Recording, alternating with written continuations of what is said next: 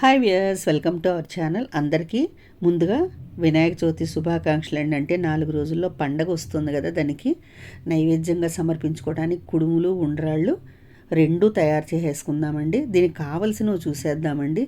ముందుగా బియ్యం రవ్వ చక్కగా ఇట్లా నేను లలితా బ్రాండ్ వాడానండి. 1 కప్పు బియ్యం రవ్వకి 2 కప్పులు నీళ్ళండి. అలాగే శనగపప్పు నానబెట్టి పెట్టుకున్నానండి. శనగపప్పు వేసుకుని వండుకుంటే చాలా మనకి టేస్ట్గా ఉంటాయి. జీలకర్ర, రుచికి తగ్గట్టుగా ఉప్పు, నెయ్యి, ఇందాక చెప్పాను కదండి 1 కప్పు రవ్వకి 2 కప్పులు నీళ్ళు, ఇంగువ వేయటం వల్ల మంచి సువాసన వస్తాయండి. ఇప్పుడు తీపి చేసుకోవటానికి చూడండి, బియ్యం పిండి, నీళ్ళు, అలాగే బెల్లం తురుము, యాలక్కాయలు, చిటికెడు ఉప్పు అండి. ముందుగా మనం రవ్వతోటి తయారు చేసేసుకుందామండి. 1 అర చెంచా నెయ్యి వేసేసుకుని, నెయ్యి కరిగిన తర్వాత మనం ప్యాన్ వేడి చేసేసుకున్నాం కదా, అందులో నెయ్యి వేసుకుని, నెయ్యి కరిగిన తర్వాత జీలకర్ర వేసేసి కొద్దిగా వేగనివ్వాలండి. మాడిపోనివ్వద్దు. కొంచెం అట్లా వేపేసేసుకుని నెయ్యిలో ఇంగువ కూడా యాడ్ చేసేయాలి. ఇంగువ కూడా యాడ్ చేసి బాగా కలిపేసి ఇప్పుడు ఎసరు పోసేద్దామండి. 1 కప్పు రవ్వకి 2 కప్పులు నీళ్ళు. బయట రెడీమేడ్గా మనకి సూపర్ మార్కెట్స్ అన్నిట్లో కూడా రవ్వ దొరుకుతున్నదండి.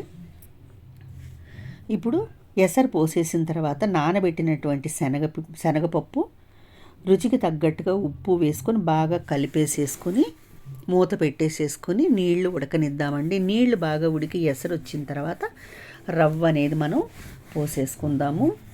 లో ఫ్లేమ్లో చేసుకోవాలండి, హై ఫ్లేమ్ పెట్టద్దు. హై ఫ్లేమ్ పెడితే మాడిపోతుందండి, రవ్వ ఉడకదు, అడుగున అట్టలాగా నల్లగా మాడిపోతుంది.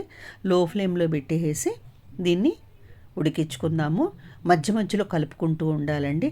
ఇలా కలిపి ఒక్కసారి రవ్వ టెస్ట్ చేసుకోండి. ఇలాగా అంటే మనం చేతితోటి ఇలాగ నలిపితే రవ్వ పలుకుంటే మళ్ళీ ఒక 2 నిమిషాలు మూత పెట్టి వదిలేసేయాలండి.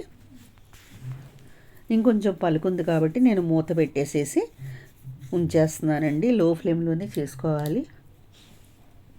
2 నిమిషాలు అయిపోయింది. ఒక్కసారి మూత తీసి చూద్దాము. చూసారా, రవ్వ అంతా ఉడికిపోయింది. ఇప్పుడు దీన్ని పక్కన పెట్టేసుకుందామండి మూత పెట్టుకుని. ఇప్పుడు తీపి వండుకుందామండి. స్వామికి 1 కప్పు నీళ్లు పోసేసాను. అందులో తురుముకున్నటువంటి బెల్లం కూడా వేసేసి బాగా కలిపేసి లో ఫ్లేమ్లో పెట్టి మూత పెట్టేసేసుకొని మనం యాలక్కాయలు పౌడర్ చేసుకుందామండి. యాలక్కాయలు నేను తొక్కు తీసేసి గింజల వరకు తీసుకున్నానండి. ఆ గింజలు మిక్సీ జార్కి అందవు కాబట్టి చిన్న రోలు ఏదన్నా ఉన్నా మనం దంచేసుకోవచ్చండి. లేదు అంటే కనుక మిక్సీ జార్లో 1 చెంచా పంచదార వేసేసుకొని ఆ పంచదారలో ఈ యాలక్కాయ గింజలు వేసేసుకొని మనం మిక్సీ పట్టుకొని అది కూడా పౌడర్గా చేసుకోవచ్చు. యాలక్కాయలన్నీ తొక్కులు తీసేసానండి.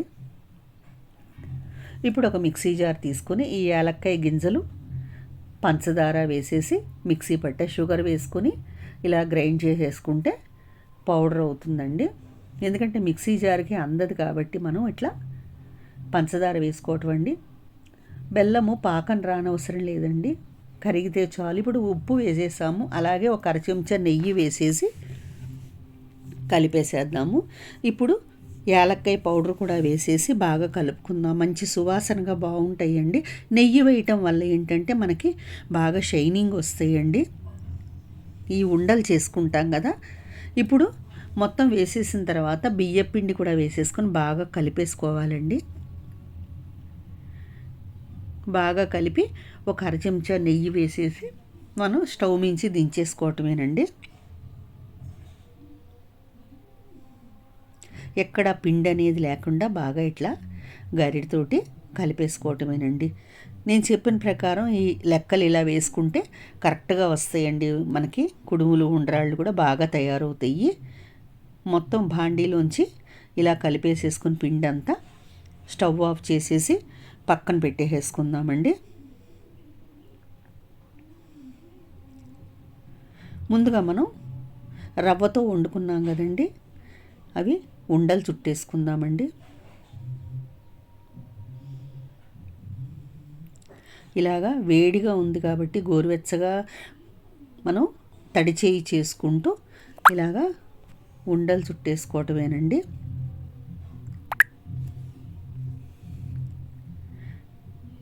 సైజ్ అనేది మీరు మీ ఇష్ట ప్రకారం చేసుకోవచ్చండి. నేనైతే ఈ సైజ్ చేస్తానండి.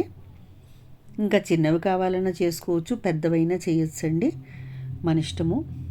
ఇలా ఉండలు మొత్తం కట్టేసేసుకొని మనం పక్కన పెట్టేసుకుందాము. ఇప్పుడు తీపితో కూడా చేసుకున్నాం కదా బియ్య పిండితోటి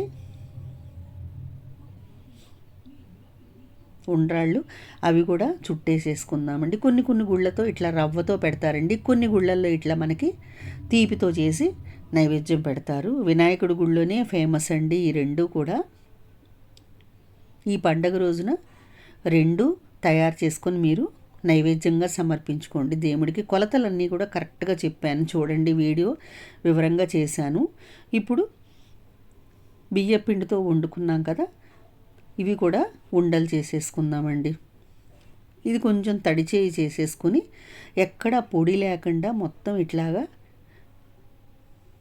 కలుపుకుంటూ ఉండలు చేసుకోవాలండి. కొద్దిగా నెయ్యి మిగిలింది కదా, అది కొంచెం వేసేసుకుందామండి. ఆ చెంచాకున్నది మనం బౌల్కున్నది రెండు కూడా ఇట్లాగా తుడిచేసుకుందాము. నెయ్యి వేయటం వల్ల షైనింగ్ వస్తాయండి, చక్కగా చేతికి కూడా అంటుకోదండి పిండి, రుచి కూడా బాగుంటుంది నెయ్యి వల్ల. చిటికెడు ఉప్పు వేయటం వల్ల కూడా టేస్ట్ బాగుంటుందండి. ఇలాగ రౌండ్గా ఉండలు చేసేసుకోవటమేనండి. కుడుములు ఉండ్రాళ్ళు రెడీ అయిపోయినాయండి. చూడండి, వినాయక చవితి వచ్చేస్తుంది కదా, మీరందరూ తయారు చేసుకోవాలని నేను కుడుములు ఉండ్రాళ్ళు అనేది వీడియో చేసి పెడుతున్నానండి. నేనైతే లలితా బ్రాండు రవ్వ వాడానండి, బియ్యం రవ్వ చాలా బాగుంటుంది. చూడండి, శనగపప్పు ఇట్లా కనపడుతూ జీలకర్ర బాగుంటాయి. ఇప్పుడు ఒక బాండీ వేడి చేసుకొని అందులో ఇట్లాగా స్టాండ్ ఒకటి వేసేసానండి, ఎందుకంటే నీళ్ళల్లో పెడితే డైరెక్ట్గా మునిగిపోతుందండి ప్లేట్, అందువల్ల స్టాండ్ వేసి పెట్టుకోవాలి. ఇడ్లీ కుక్కర్ ఉంటే ఇడ్లీ కుక్కర్లో కూడా మనం వీటిని ఆవిరి మీద ఉడికించుకోవచ్చండి. లో ఫ్లేమ్లో పెట్టేసేసి ఒక 10 నిమిషాల పాటు మూత పెట్టేసి వదిలేసేయాలండి. చూడండి, ఆవిరి మీద ఉడుకుతున్నాయి కదా, ఒక 10 నిమిషాలు ఇలా ఉడికించేసుకొని స్టవ్ మించి దించేసుకోవాలండి. ఇవి చక్కగా వినాయకుడికి మనం నైవేద్యంగా సమర్పించుకోవచ్చండి ఈ పండక్కి. అన్నీ కూడా మనం గార్నిష్ చేసేసుకుందామండి. వినాయకుడిని పెట్టేసాను చూడండి చక్కగా. ఇలాగ మనం అన్నీ కూడా ప్లేట్లో పెట్టేసుకుందాము.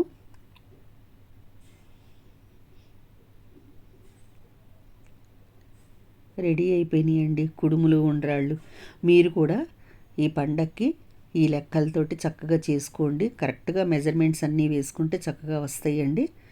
మీరు కూడా చేసి నైవేద్యంగా పెట్టుకోండి. ఎంత బాగున్నాయో చూడండి, వేడివేడిగా దేవుడికి నైవేద్యం పెట్టుకోవచ్చండి. మీకు కనుక ఈ వీడియో నచ్చినట్లయితే లైక్ చేయండి, షేర్ చేయండి, సబ్స్క్రైబ్ చేయండి.